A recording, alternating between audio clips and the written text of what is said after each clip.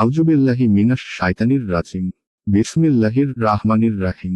সূরা আন-নাবা, আয়াত 32।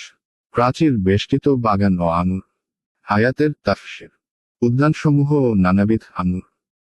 এক এই বাক্য এর বদল, অর্থাৎ সফলতার বিবরণ। আয়াত 33 এবং সমবয়স্কা যুবতীবৃন্দ। আয়াতের তাফসীর। এবং উদ্ভিন্ন যৌবনা সমবয়স্কা তরুণীগণ।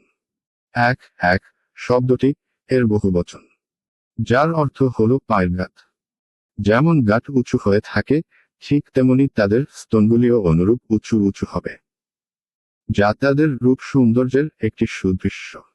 অর্থাৎ তারা সদ্য উদ্ভিন্ন স্তনের শশী তরুণী হবে। শব্দের অর্থ হল সমবয়স্ক। আয়াত 34 এবং পূর্ণ পুত পানপাত্র। আয়াতের তাফসীর।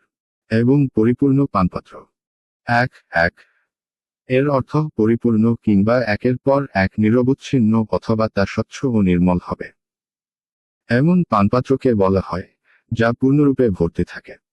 আয়াত 35 সেখানে তারা শুনবে না অসার ও মিথ্যা বাক্য।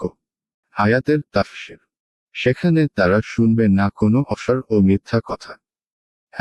এক অর্থাৎ কোনো অসার, ফালতু বা অশ্লীল কথাবার্তা সেখানে হবে না, আর না এক অপরকে মিথ্যা বলবে।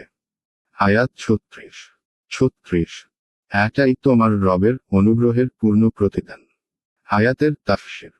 এ হবে তাদের জন্য তোমার প্রতিপালকের তরফ থেকে প্রতিদান, যথেষ্ট অনুদান।